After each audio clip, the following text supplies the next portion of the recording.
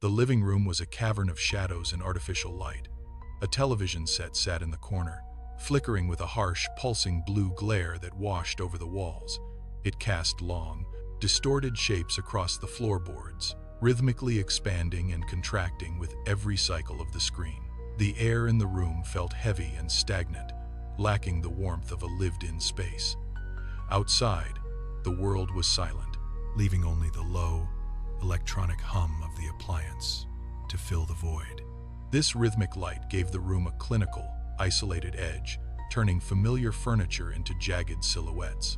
Sarah sat motionless on the edge of the sofa, her posture rigid as she stared into the palm of her hand. The only movement in the room was the steady, mechanical pulse of the screen and her own thumb, which traced a repetitive path across her phone. She did not look up. She did not blink. The blue glow reflected in her pupils, masking the expression on her face. Every few seconds the light would spike, illuminating the dust motes dancing in the cold air before plunging the corners back into deep, impenetrable darkness. She was entirely consumed by the glass screen, oblivious to the empty space behind her. Sarah shifted, the fabric of the sofa sighing under her weight. Her thumb moved with a frantic, rhythmic precision, swiping upward, then sideways, then down. She pressed hard against the glass, the friction creating a faint, high-pitched drag. Her neck was locked at a sharp angle, chin tucked toward her collarbone, eyes tracking every micro-change in the display. She did not lean back. Her spine stayed straight, rigid as a wire. Every time the screen refreshed, her thumb reset to the bottom corner, beginning the cycle again. She was searching for something, or perhaps waiting for a change that refused to happen. Her breathing was shallow, barely disturbing the stillness of the room. A single bead of moisture collected at her temple, catching the blue light from the television. She tapped a series of commands, her movements becoming faster, less deliberate. The glass surface grew warm under her relentless touch, yet she did not pause. Her entire world had shrunk to the 4-inch frame in her hands. She ignored the shadows creeping across the floor. She ignored the silence of the house. There was only the phone, the rhythmic swipe, and the mounting pressure of the hunt for a signal that remained just out of reach. The interface opened with a sharp, digital chime that cut through the silence. On the screen, 4 distinct squares flickered into view, each a separate window into her own home. The resolution was poor, grainy, and high contrast, turning familiar spaces into jagged, monochrome puzzles. Sarah held the phone with both hands now, her knuckles turning pale. She scanned the top left square, a view of the dark front porch, showing nothing but swaying shadows of dead leaves. The top right displayed the living room where she sat, though the delay made her own figure appear as a ghostly, lagged silhouette.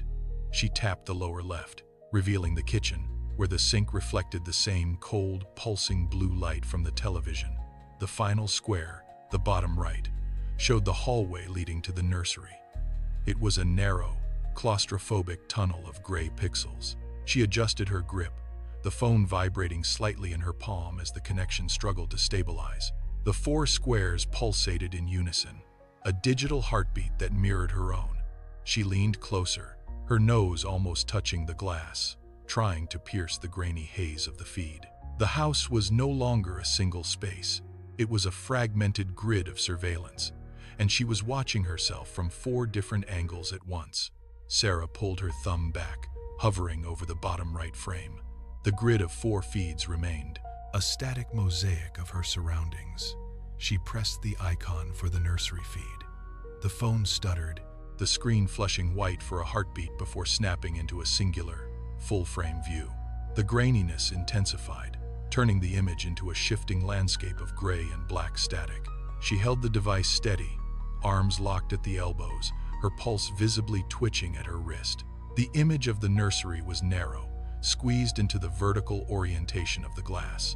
She tapped the screen, prompting an autofocus that dragged across the frame, sharpening the edges of the room.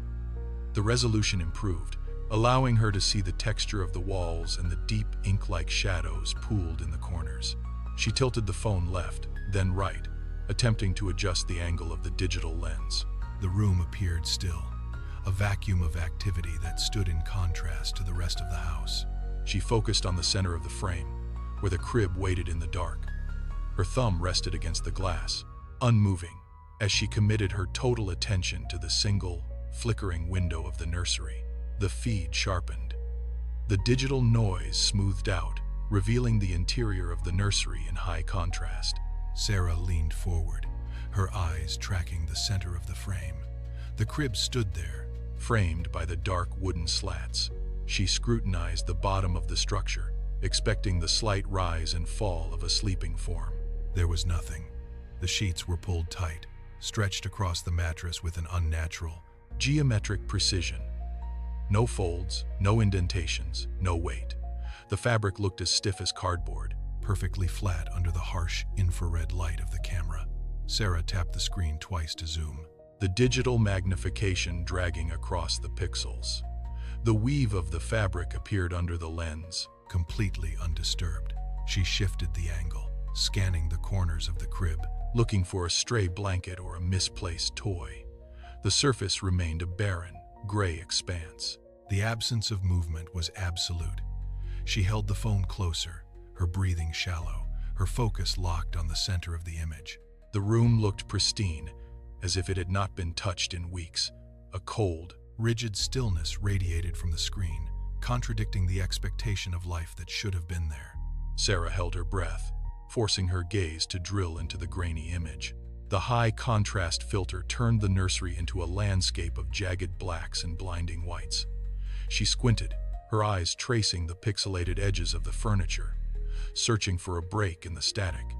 Every time she blinked, the digital noise seemed to rearrange itself, creating phantom shapes that dissolved upon closer inspection.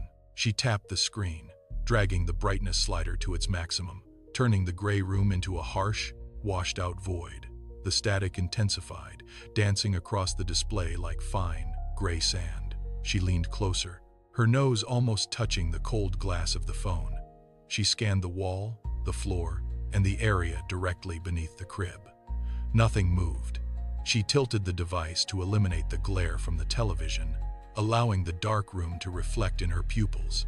Her eyes darted from the doorframe to the window, then back to the center of the crib. She tapped the screen again, trying to trigger a refresh, but the image hung, frozen in a loop of flickering grain. She did not look away. She pressed her thumb against the glass, waiting for the static to reveal something, anything, hidden in the digital haze. Sarah remained motionless, the phone held steady as a rock in her grip. The silence in the living room had become heavy, pressing against her ears like deep water.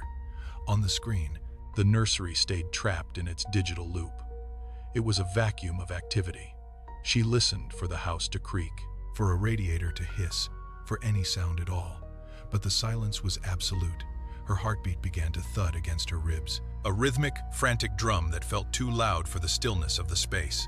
Each beat sent a jolt of urgency through her hands. She kept her eyes locked on the crib, watching for the slightest shift in the shadows. The air in the room felt thin, charged with a sudden, sharp expectation. She swallowed, the movement of her throat dry and raspy. Her pulse quickened, pushing her blood faster, creating a dissonant contrast between her own internal chaos and the frozen, lifeless image on the screen. The light from the television pulsed, casting long, rhythmic shadows that crawled across the walls. Yet the nursery feed remained stubbornly, unnervingly still.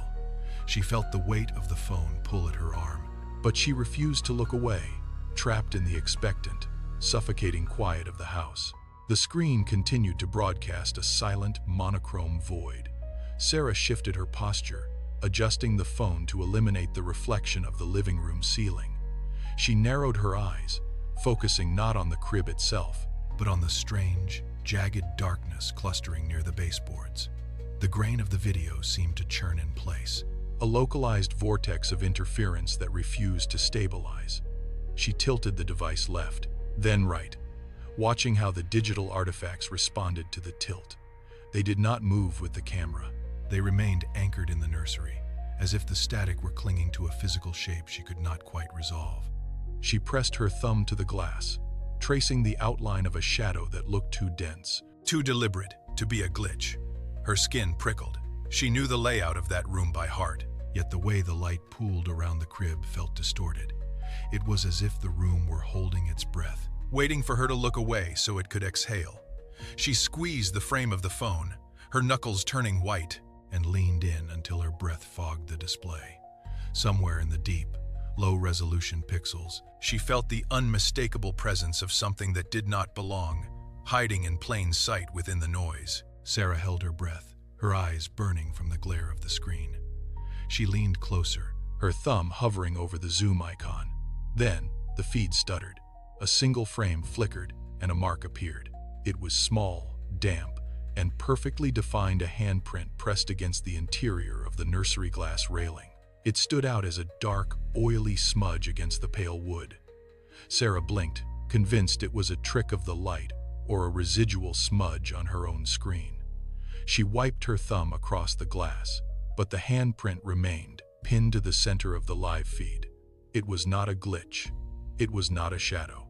It was the distinct impression of a palm, radiating a faint, dark moisture that seemed to darken the pixels. She felt a cold shiver run down her spine, her grip on the phone tightening until the casing groaned. The handprint pressed harder, the fingers slightly splayed as if pushing against the barrier from the other side. She watched, paralyzed, as the edges of the print seemed to smear, the moisture spreading in real time. The nursery was supposed to be empty. The door was locked. Yet, there it was, a tangible, wet signature of something existing inside the frame, staring back through the glass. Sarah stared at the screen, her heart hammering against her ribs. The handprint was still there, a dark, oily stain on the nursery railing. It did not move, yet it seemed to pulse with a faint, rhythmic pressure. She reached out with her free hand, her fingers trembling, and tried to tap the record button. The screen turned unresponsive, the interface freezing in a jagged, gray glitch. She watched, helpless, as the edges of the handprint began to blur. It did not wipe away, it sank. The dark moisture bled into the wood grain of the railing, the fingers slowly losing their definition. It was as if the glass were absorbing the mark, pulling the physical evidence back into the void.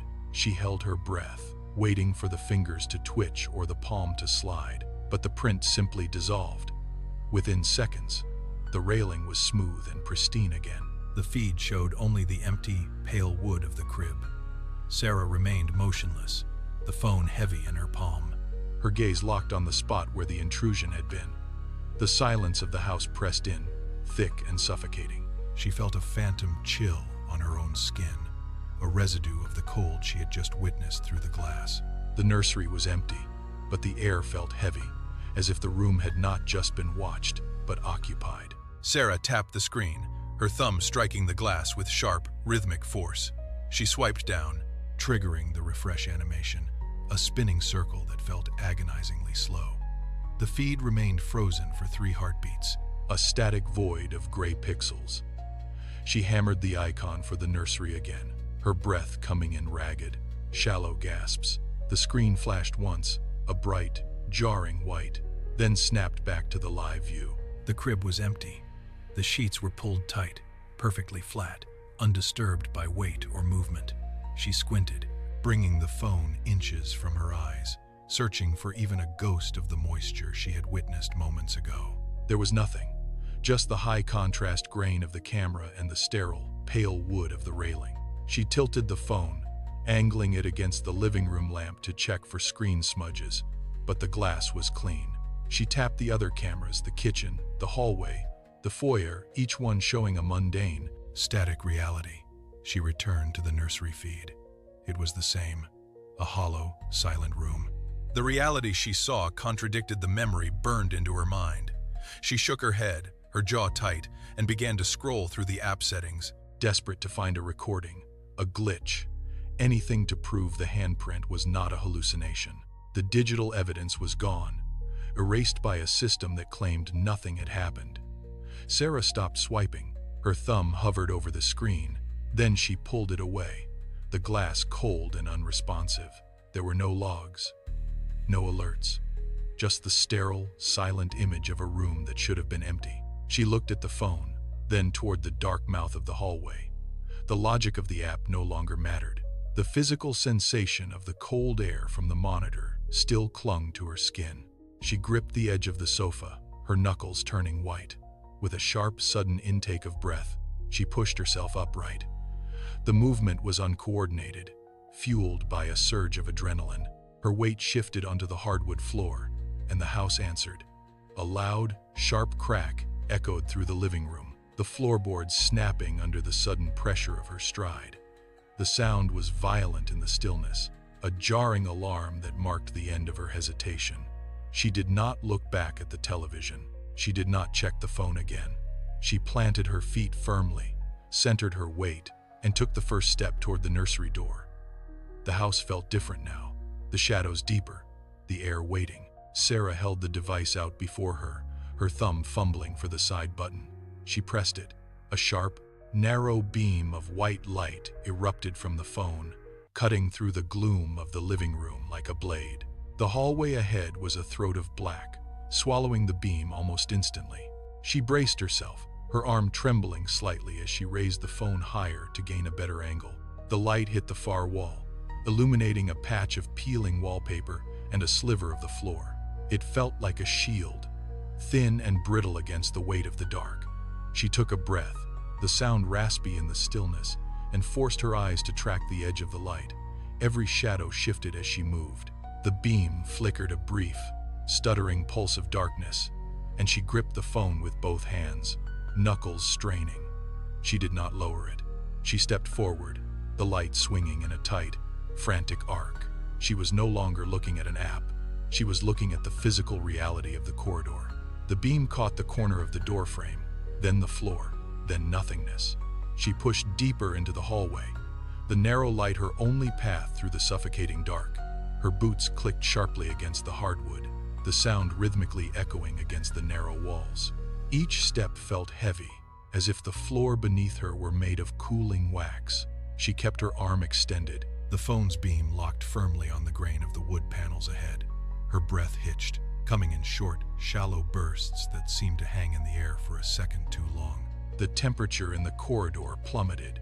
She felt the sudden chill bite into her skin, leaving her shivering despite the exertion of her walk. She did not stop. She leaned into the cold, her focus narrowing until the world outside the light's reach ceased to exist. The hallway seemed to stretch, the distance to the nursery door growing with every stride. She forced her pace, her heels striking the floor with a hollow, insistent cadence that punctuated the silence. She reached the threshold of the hallway, the dark wood of the nursery door emerging from the shadows. She stopped, her hand hovering just inches from the surface. The air here was stagnant, heavy with a faint metallic scent. She steadied her trembling arm, inhaled a final, ragged breath, and prepared to cross the last barrier. Sarah stared at the brass knob. It was dull, tarnished, and coated in a thin layer of grime.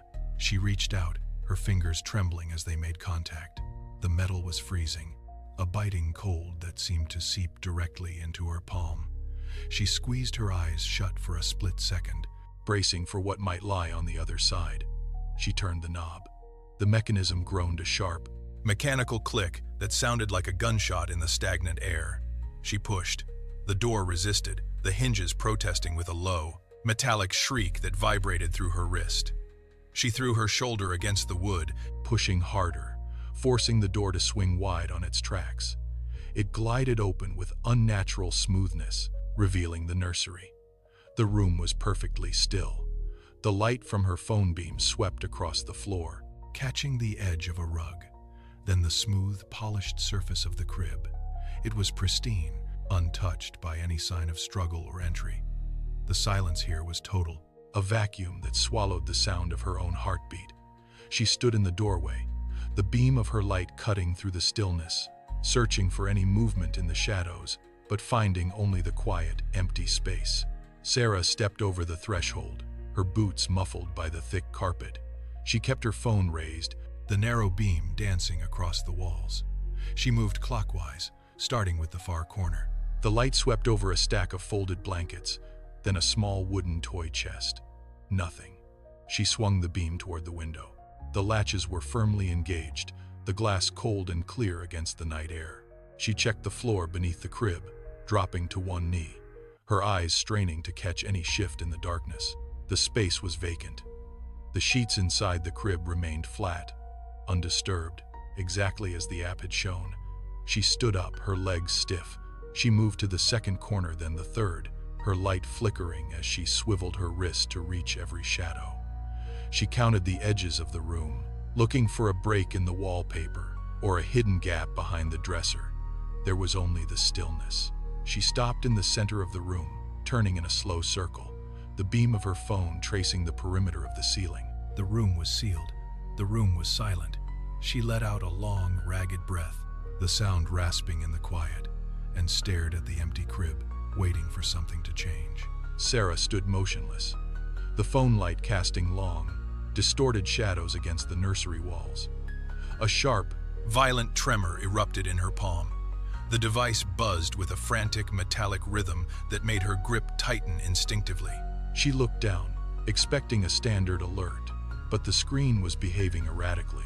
The pixels pulsed with a sickly, rhythmic glow, flickering between black and a blinding, washed-out white. She swiped at the surface, but the glass felt unresponsive, almost oily under her thumb. The app interface dissolved into a series of jagged, vertical lines that raced across the display. Suddenly, the chaotic motion halted. A single, crisp notification banner slid down from the top of the screen. The text was stark, white on a deep, bruised purple background. Guest added to family devices. Sarah stared at the message, her thumb hovering over the dismiss button. The screen locked.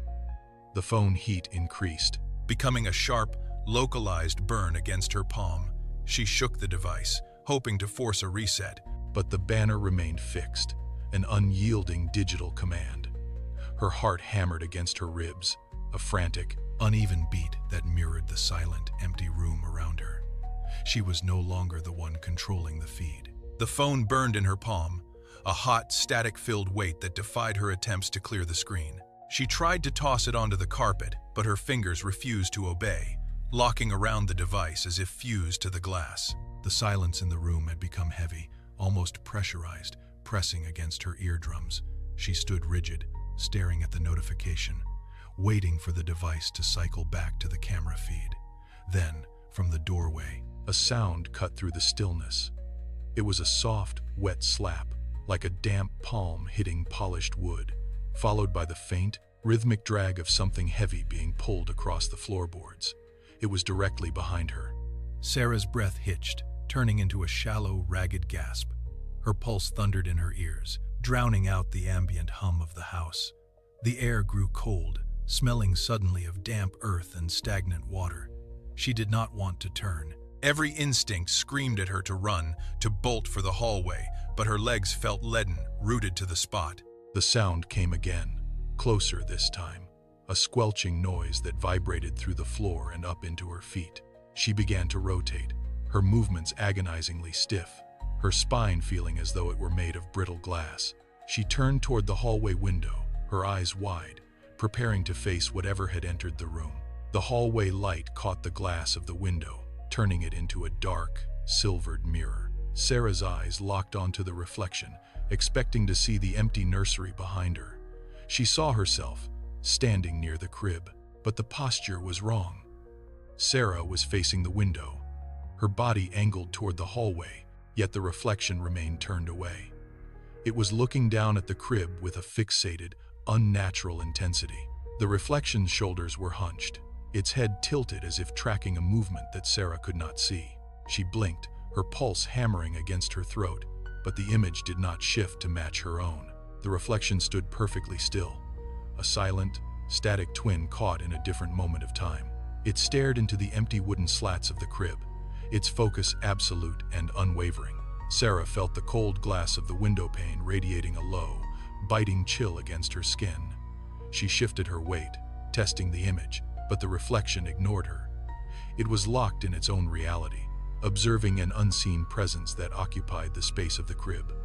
The silence of the house intensified, heavy and suffocating, as Sarah stood trapped between her own reflection and the impossible sight it held in its sightless gaze. Sarah tried to step back, but her feet felt fused to the floorboards. In the silvered surface of the window, the figure that was her, yet not her, finally moved. It did not mimic her retreat. Instead, it slowly raised a hand, its fingers extended, the skin appearing pale and translucent against the dark glass. Sarah watched, her breath trapped in her chest, as the reflection reached out. It brought its palm toward the window from within the nursery, the movement fluid and predatory. When the fingers made contact with the glass, a faint, sharp sound echoed through the hallway, a dry, rhythmic tapping. The reflection pressed its hand firmly against the pane, the pressure creating a white, distorted outline of skin against the cold surface. Sarah reached out, her own hand shaking, but she stopped inches away. The twin in the glass stared back, its expression vacant, its palm still flattened against the divider. There was no way to break the connection. The nursery room behind the glass seemed to ripple, darkening until the reflection became the only thing left in the world. Sarah stood silent, caught on the wrong side of the threshold. As the glass began to frost over, locking her into the frame of a shared, unending nightmare.